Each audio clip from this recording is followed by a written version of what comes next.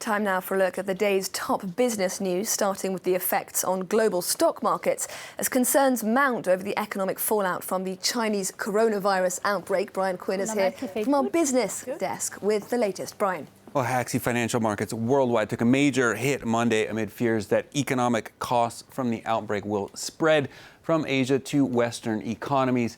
European indexes, though, so far rebounding at Tuesday's open. Luxury stocks and airline shares stabilizing after steep falls yesterday. London's FTSE 100 and the CAC 40 in Paris up in the neighborhood of a third to 1.4%. Rather, the Frankfurt DAX also at around a third of a percent of gains. Chinese stock exchanges remain closed for an extended Lunar New Year holiday. Tokyo, Singapore, and Seoul open, though, and losing ground. The Kospi deep in the red, down over 3%. Amid heavy exposure to the Chinese economy, South Korea's government has promised action to stabilize domestic financial markets. Take a listen. China is our neighbor and closely tied to our economy, trade, and investment. We hope that China will overcome this situation, and we anticipate special cooperation and mutual assistance between our two countries during the process.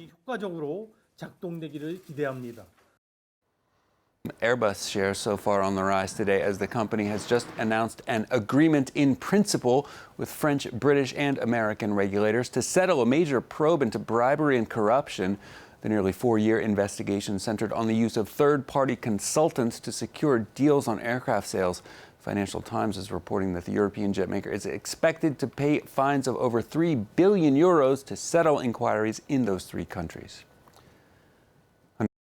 Minister Boris Johnson is set to meet with senior ministers Tuesday as his government wrestles with whether or not to allow Huawei to participate in setting up the country's 5G data network. Johnson is under intense pressure from the Trump administration to block the Chinese telecoms giant over fears its equipment could be used for espionage by Beijing. London is reportedly seeking a calculated compromise that will satisfy both Washington and China. Sam Bradpeace has the details. Connectivity like never before with the world at our fingertips, or a potential threat to national security. This is the judgment Boris Johnson will have to make. The PM seems to be leaning towards a split solution. You've got to, there's no reason why we shouldn't have technological progress here in the UK, allow consumers, businesses in the UK to have access to fantastic technology, fantastic communications, but also protect our security.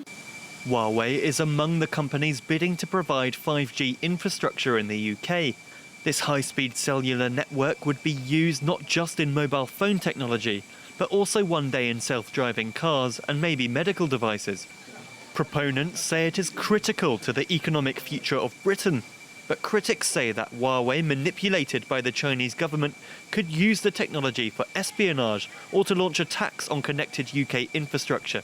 The US has urged the UK and other allies not to work with the company on security grounds. Some in Johnson's own party are also opposed. The UK has a momentous decision ahead on 5G. British MP Tom Tugendhat gets it right. The truth is that only nations able to protect their data will be sovereign.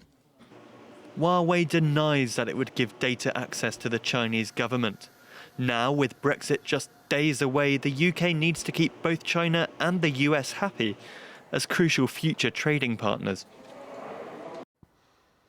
And finally, for business, following the financial crisis and interest rate rigging scandals, efforts to improve the culture and raise standards at UK banks have seen little results.